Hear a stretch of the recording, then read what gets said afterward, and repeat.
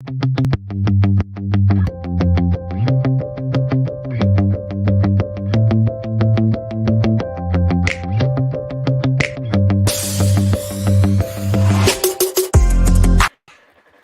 everyone. Once again, Eric Nintrup, your host for the Keep Indiana Learning 2022 Virtually Different Conference. And in this episode, I'm joined by some new friends. This is a program from Japan that I have not known about, making headway in the United States and have some exciting partnerships. And I do not want to steal their thunder.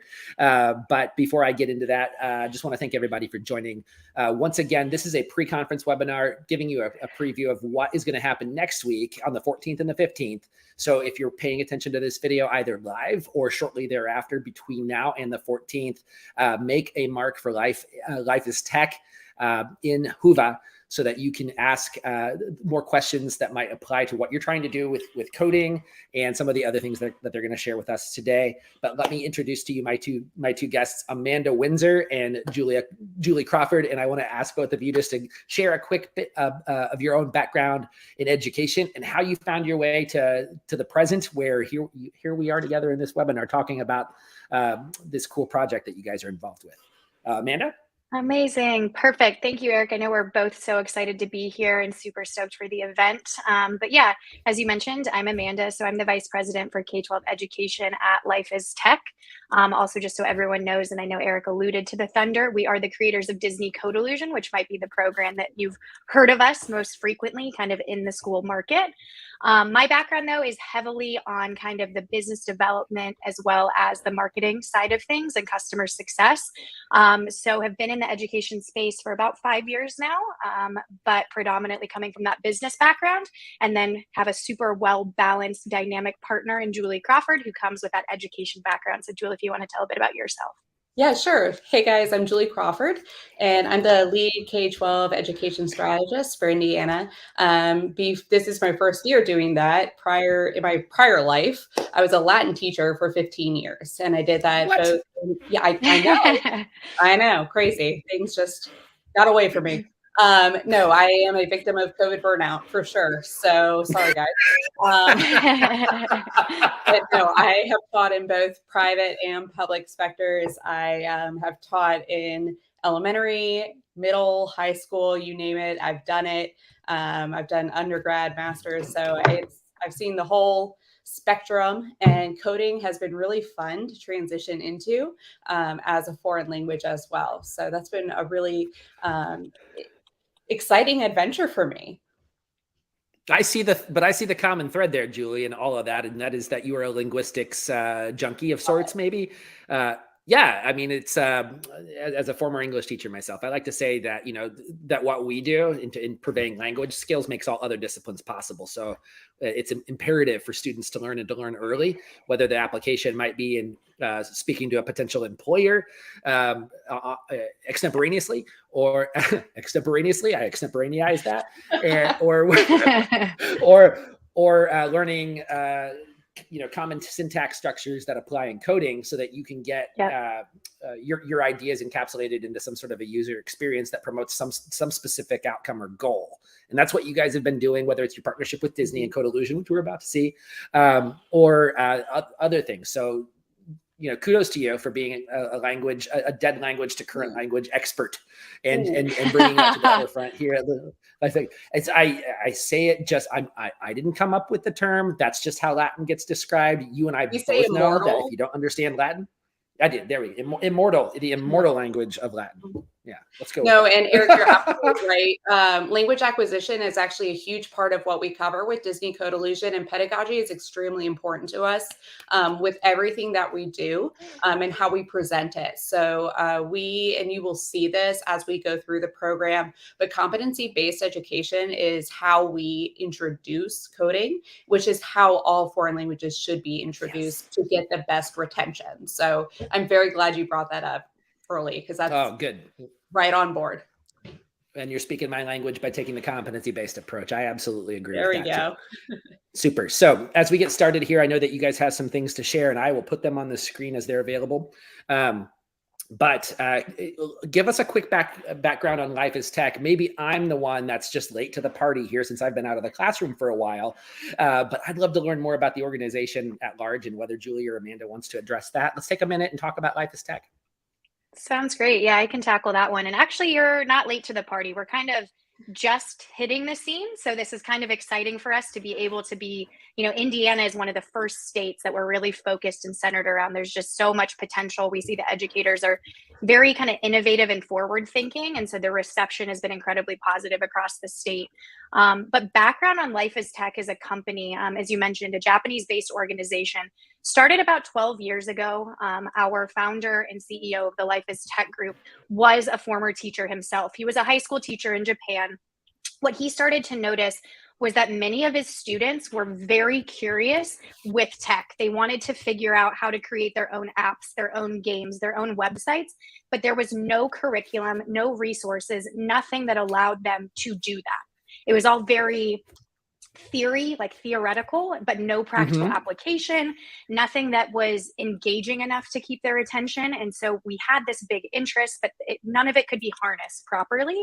And none of it really took a learner's experience into account, realizing that no two learners are going to learn the same and that there needs to be different measures in place to keep students motivated. So the ones that take to it quicker are able to continue to excel and they're not held back where they lose interest. The ones that might need a little bit more hand holding, right, have the help when they need it. So just taking things into account, also auditory learners, visual learners, all these different pieces, making sure that all comes into one cohesive package. So that's how Life is Tech was created. And it started with in-person, face-to-face boot camps. Kind of crazy to say that, definitely a pre-COVID world when that was, a thing. But started with face-to-face instruction, kind of running the gamut of not only computer programming, but essentially everything tech, hence the name Life is Tech. And about 5 years ago, through the success that the company was having, that's how the relationship with Disney was formed. And from that, they wanted to take Life is Tech, our proprietary approach to curriculum, education in particular, and infuse their original movie scenes to create a program that was kind of unmatched and non-existent for the market, where students get to essentially operate almost as Imagineers, where they're recreating and interacting with these original movie scenes. So when we say Disney, it's from like a higher level. It's not necessarily where it's like, oh, here's Mickey taking me through some lessons. It's you're recreating the Frozen movies like scene where Elsa's shooting her snowflakes. You're Aladdin on the magic carpet. So it's really interactive and fun and immersive, and it's relatable for students. I promise this is all coming to a point of how we got to the US. But then with the success that we saw there in Japan, wanted to bring it to new markets. So North America, the US was that market for us. And then we just saw a huge need in the education system here. Obviously, lots of differences between the Japanese education market and the US market. So we've reworked the curriculum. We've created new programs to create comprehensive pathways for K-12. So we have other programs outside of Disney Codeillusion, but again, kind of the flagship and the one that we've been really leaning into is Disney Codeillusion. So we've been in the US market selling and working with schools for about a year now. And like I mentioned, Indiana is one of those states that we've been working very closely with. And we've just really, really enjoyed it and feel that like the educators here, everyone, there's a lot of buy-in, a lot of collaboration, and it's been really successful and rewarding for us thus far. That's great. Julie, I want to give you a chance to respond there too. But before I forget, let me give a couple things for you to fold into your response perhaps here.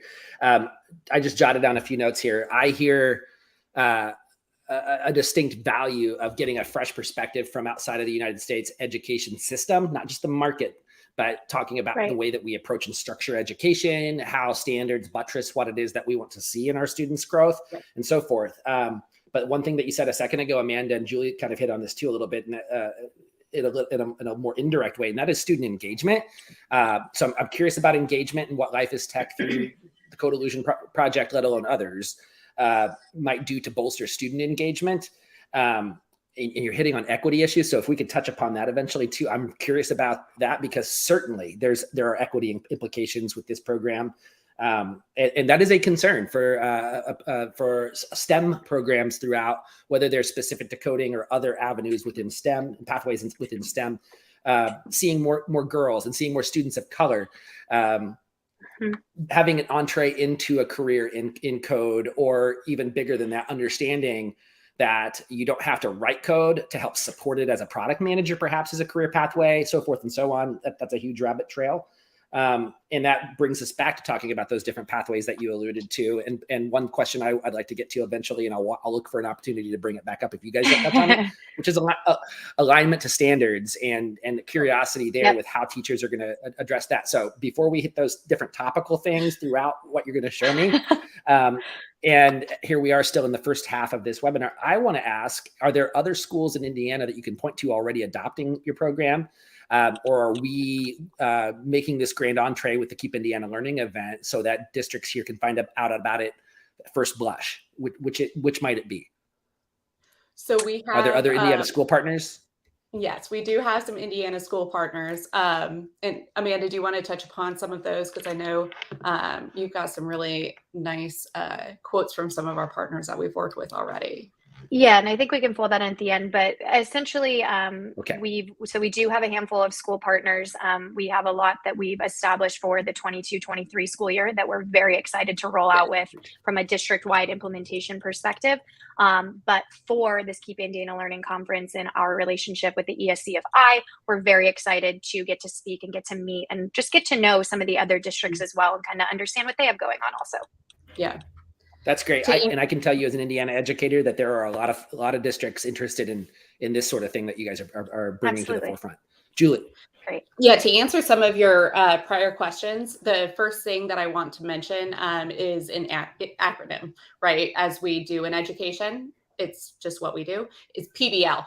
So that is of course, right? So we had CB, now we've got PBL. So that's how we bring that engagement aspect to students, but that's how we're also bringing this real world applicability. So PBL, for those of you who are not aware, is going to be project-based learning or problem-based learning. So students are going to be working within a program that is actually created by industry leaders to create the next generation of industry leaders. So this is not going to be done by educators in order to just tick the boxes for the standards, although we are standard aligned, just FYI. But we are trying to make sure that students are able to see different types of career paths. Oftentimes you're going to see that it's very narrow-minded as to, what career path you can go along. A lot of times it's just like engineering down that one narrow pathway, or students are just left going, but why am I learning this? And even in Latin, I heard that. Why am I learning this? For SATs, is that it? Right? And then you hear doctors going, why do you teach Latin? Oh, that's scary, right? You want to have an answer, and they need to have an answer. Otherwise, why are they doing it? So we are introducing in 3 different focus areas. So we actually teach media art.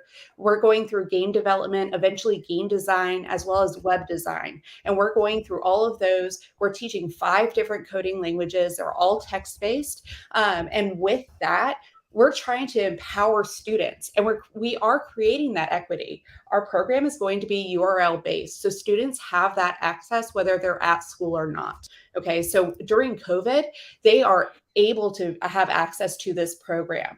And that really helps out quite a bit.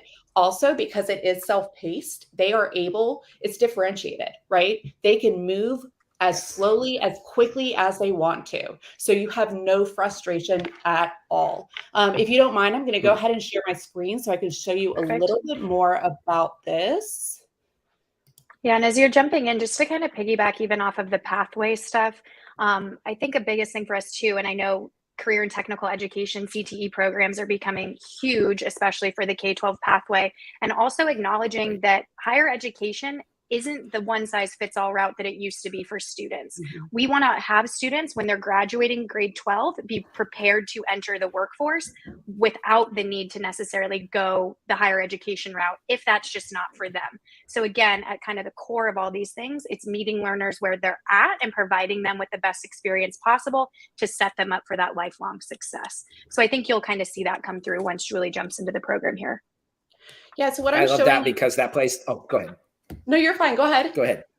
Okay. I just was going to say that answers my equity question. Like you're helping in a general way, you're helping students get something that they need now, not for someday later. And that's huge. What you're seeing here is a scaffolded path, right? Students need to be able to build Can we pop that into the full share screen there? Julie, if I'm able to, I would absolutely love to. There we go. I found it. Look at me go. Awesome.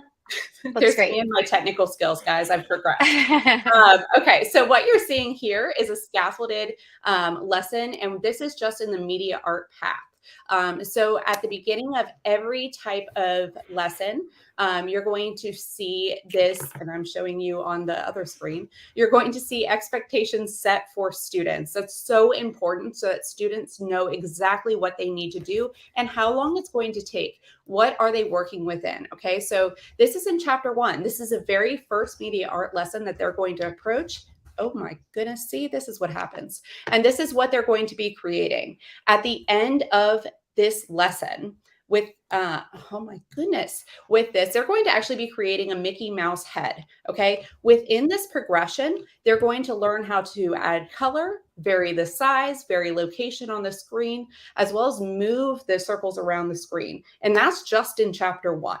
Okay. They also will have time at the end of that lesson to play around with it. And we highly encourage that. Give them that agency. Build that confidence so that they know what they're able to do, right? Change those variables around, understand what a function is, okay? Then when they get to chapter 2, the very next chapter, that's where it gets good. They're actually going into one of the 14 original Disney movie scenes that we have available for them. They get to control the paper lantern scenes from Tangled. They're now transferring those skills of varying the location of the circles, but they're the lanterns. Now, where are they on the screen? How many lanterns are they going to be? What color are they going to be? How fast will they go? So they're upping their game with that, but they're going to be progressing. Okay, so it's really neat to see that. Then we also have our own projects, and this is really important. We feel that it is so important for students to not only be able to do these skills in our controlled environment, but also to be able to take these in a real programming environment and to be able to produce. That is what they'll be doing in the real world. Okay, so we have created these actual projects for them to do that correspond to our curriculum, and we call them Magic Quests and Magic Journeys. And so what you're seeing up here is a magic journey in media art progression at the end of chapter 4. And the bird and the bee that you see there actually will be moving around. And so it has the same aspects that you would have been practicing all the way through with the media art. So it's really neat with that. I love how there's a skill progression from incredibly simple to something so rewarding as to see familiar animated objects from Disney's archive in front of you to engage students. So cool. It's so cool. Yeah, and I was actually talking to Professor David Schneider, who works for CS for All, and his first reaction, which I thought was really neat, was that this was a story of empowerment for students. And I hadn't thought about it that way at first. I should have, right? The hero's journey and all that being part of curriculum every year. And I'm sure, Eric, you're familiar, right? I've taught it often. Yes. Absolutely, right? Like, look at how much they're able to achieve here all of a sudden. At the end of chapter 4, y'all, with this, they have enough skills with HTML and CSS where they can write their own website. So y'all don't need to pay for Weebly anymore. You can write your own website. You as a teacher can write your own class website. I was so angry when I learned all that stuff, and I was like, why have I done this all these years? It's so crazy. You can have the kids do that. They can create it, be entrepreneurial. No more lemonade stands at the end of your driveway. No, mommy and daddy aren't going to help you with that. Make yourself a website. Go do something else with it. It's great. That's right. There's no reason 16 and 17-year-olds can't be distributing lemonade in large volume internationally instead of relying upon the hyper local market, right? Oh my goodness, exactly. That's amazing. So yeah. Amanda, did you have something to add? All I was gonna add there is just with the scaffolded approach, as Julie's been touching on and kind of showing, and even Eric, you hit the nail on the head, how it starts very baseline and simple, and then it progresses to more intermediate advanced concepts. And that's going to span, just in our standard Disney Codeillusion, the 7 chapters, 125 lessons. Even beyond that, we have Disney Codeillusion Advanced, which take 10x's the amount of code students write. So again, that's after they complete that. And continues them progressing on. This is how the program is able to be applicable from elementary all the way through high school. The speed at which students will progress will vary. Obviously, at the elementary level, it's going to be a little bit slower on average. Middle is going to pick up pace, high school potentially a little bit faster. There's going to be outliers. We know we always get those educators that are like, well, my students are the best. They can go very fast. We fully love that and support that. The program supports that as well. But we often get that question of how can this apply to all of these different grade levels? It is that scaffolding approach. It's also the external projects. We're able to customize the packages so that for elementary learners that might just be their first exposure to coding, that might overwhelm, right? So we don't need to introduce those right away. We can hold off until they kind of progress into middle school or a couple years under their belt with the Disney Codeillusion program. So again, biggest thing, just meeting the students where they're at, taking prior experience into account, as well as the experience of the facilitators. We know that this can be kind of daunting, especially coding, and so many teachers getting shifted into these new and unfamiliar seats. So we want to make sure that the experience is as successful and conducive for everyone. To add on to that, what's really cool about this, guys, as a teacher with no coding experience at all, I can teach this program. No coding experience, you can facilitate the program because the little cat on the screen that you've seen, she does it for you. So it's really neat how it can just go on, and the student is so motivated for it because you earn stars and they can trade those in. So it is engaging, it is motivating. They can earn extra games to be able to play for themselves. They earn these different levels of earning their coding prowess. So it's really neat to see. That was probably not the right word to use for it, but it's really neat what they're able to achieve through this program and how quickly they actually are progressing through the program. Awesome. Do we want to pull the platform up to jump in and kind of show all these awesome features we're talking about? Absolutely. Let me pull that up right now.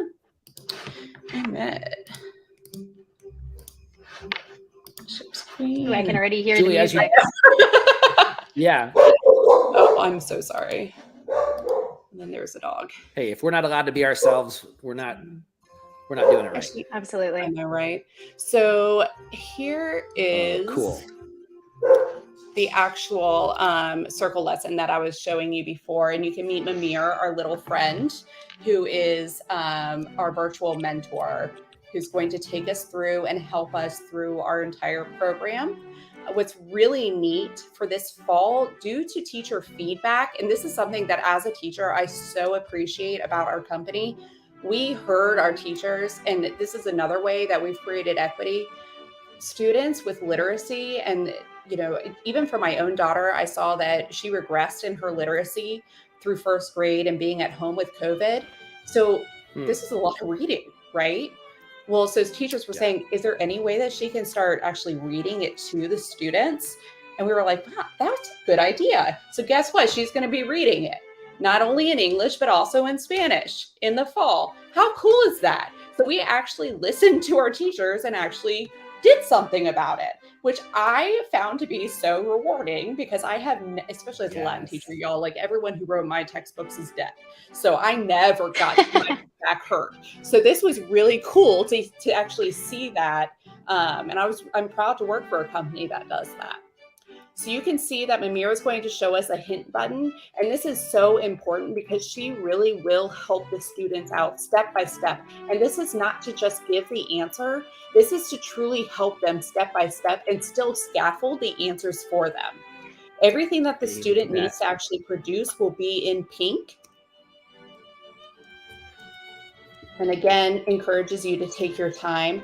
I'm not going to lie, when I did this for the first time, I called my entire family over and made them look at my circle. Yes. You're writing JavaScript, Julie. I know. I was really excited. And especially when I made my Mickey Mouse ears. Y'all, I was really proud. And then I was able to make it move. And then look, here's PBL in action, right? So look, She's not telling me what this number does. Oh my gosh. So if I change the first number, it moves to the right. Oh, okay. Let's see. Second number. Okay. What's this going to do? I'm going to change the second number to, let's do 300. Oh, okay. It goes down. So she's going to keep kind of taking us along this journey. And at the end, I can do whatever I want. And I can change the numbers to whatever I want. So it's a really neat interaction with it. I'm going to stop this screen and take us over while this one's fresh in our mind. Perfect. And as Julie's doing that, just kind of building off of the competency-based learning. So more buzzwords for you. Formative, summative assessments, right? So what Julie was just showing are what we call GEM lessons, but those can be connected to a formative assessment. So those are the foundations, introducing new concepts. Then we have book lessons that are going to be the summatives that put all of those formatives into practice in the book. And that can tell you as a facilitator if remediation needs to occur before the students can move on to the next lessons. So you're getting that feedback all piping into a real-time teacher's dashboard. You're seeing if hints are being used, what quiz scores are looking like. There can be in-lesson quizzes that pop up as well. So you're getting that real-time feedback that help you to see not only where your students are at for classroom management, but also if they're retaining the information. Awesome. Thank you. Fantastic. So if we were actually going to look at our magic circle, which is what we're going to call our homepage for chapter 1, you would see 4 different characters. Mickey Mouse is going to be the second character for media art, the very last character. Okay, so we are a lot of lessons in, guys, at this point. We've already done JavaScript. We've done some HTML and CSS. Now we're in game development, y'all. Like, we have done a lot at this point, okay? Like, I already have decided that I didn't need Weebly for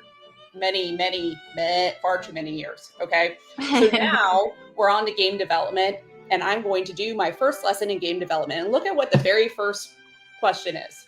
Draw a circle. Oh, I've done that. I did that in Mickey. Do I remember how to do this? There's a horizontal position of 200. Okay. Ooh. Is it circle? Is that the function? Oh, let's show hint just to make sure. Mamir, I'm not sure. Oh, okay. It's ellipse. My dad actually argued with me about this one. There's all these armchair coders out there, Julie. My dad, no. Anyway, so here we go. So it's ellipse. And now because I've got the numbers in order, I'm going to use some logical thinking. You know, I may have some. And I'm just going to go ahead and put those in order here. 300, 100, and then got to remember the semicolon, y'all. And we are going to hopefully, did I do this right, y'all? 200, 300. Oh, you know what? Oh my gosh. Oh, there it is. We got to get it right. Ah! Amir, what did I do? I know. There we go. There you go. You got it. I know. I think the struggle is not only real, but essential, Julie. I know. But now I'm sad.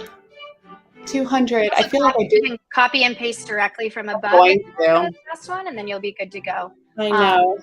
But essentially here, the point being made is that the information that is taught is revisited over and over again. It's also emphasized in the cross kind of focus area application. Great work, Julie. Thank you. And that's the soft skills. It's troubleshooting, it's debugging, it's attention to detail, it's perseverance, all those things.